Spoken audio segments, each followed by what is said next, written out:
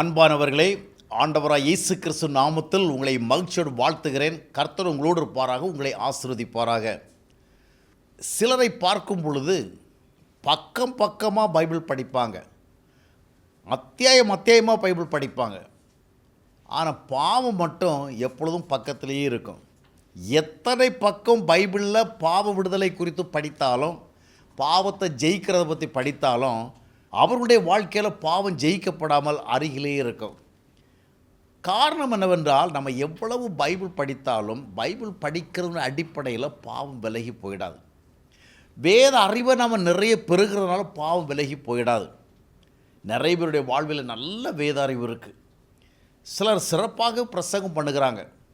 ஆனால் தங்களுடைய தனிப்பட்ட வாழ்க்கையில் தவறுகளுக்கு எதிராக செல்லுகிற, தவறான சுபாவங்களுக்கு எதிராக செல்லுகிற, தவறான ஆசைகளுக்கு எதிராக செல்லுகிற, தவறான குணங்களுக்கு எதிராக செல்லுகிற ஒரு செயல்பாடு இல்லை. ஆனால் டெய்லி நிறைய பைபிள் படிக்கிற பழக்கம், நிறைய விஷயங்கள் அறிகிற பழக்கம் இருக்கத்தான் செய்கிறது. சிலர் நாள் முழுவதும் யூடியூப்பில் மெசேஜ் கேட்பாங்க. சிலர் எப்பொழுதுமே காதில் ஒன்றை மாட்டிக்கொண்டு ஏதாவது ஒரு செய்தியை கேட்டிருப்பாங்க. சிலர் வாகனத்தில் போகும்பொழுது ஒரு செய்தியை கேட்டுக்கொண்டே தான் செல்வார்கள்.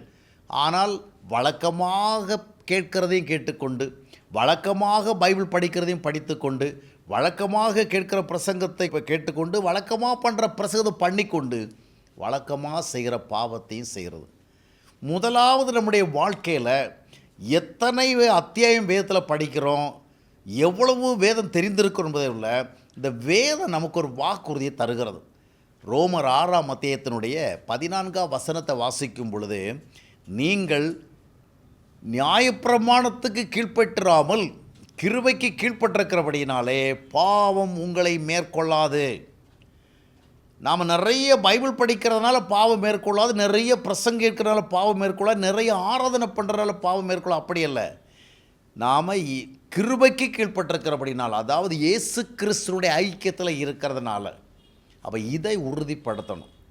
கர்த்தரோடு உள்ள ஐக்கியங்களின் மூலமாக பாவத்திற்கு எதிர்த்து நிற்கிற ஒரு அனுபவத்திற்கு வரணும். அதைத்தான் எபிரேயர் 12:4 வாசிக்கிறோம். பாவத்திற்கு எதிர்த்து நிற்கிறதுல ஒரு தீவிரம் நமக்கு இருக்க வேண்டும். அந்த தீவிரம் எப்பொழுது வருமென்றால், உண்மையான மனம் திரும்புதலின் பின்னணியோடு மறுபிறப்பின் அனுபவம் பெற்று தேவ ஆவியால் வழிநடத்தப்படுகிற பொழுதுதான் வரும். நான் நிறைய வேத அறிவு பெற்றிருக்கிற அப்படின்னால பாவத்தை ஜெயித்து விடுவேன் அவ்விதமாக எண்ண முடியாது. எனக்கு நிறைய வேத உண்மை தெரியும், வேத சித்தனை தெரியும், நான் நிறைய புத்தகம் படிக்கிறேன், அதனால் இல்லை. நான் நிறைய பேருக்கு நான் பிரசங்கம் பண்ணுறேன், அதனால் அல்ல. இயேசு கிறிஸ்துவை ஏற்றுக்கொண்டு இயேசு கிறிஸ்துனுடைய அனுதின ஐக்கியத்தில் வாழுகிற ஒரு அனுபவத்தில் தான் பாவம் அனுதின வாழ்க்கையில் மேற்கொள்ளப்படுகிறது. தேவ உறவில் எவ்வளோ ஆழமாக செல்லுகிறோமோ அந்த அளவிற்கு பாவம் நம்மை விட்டு விலகி போயிட்டே இருக்கும்.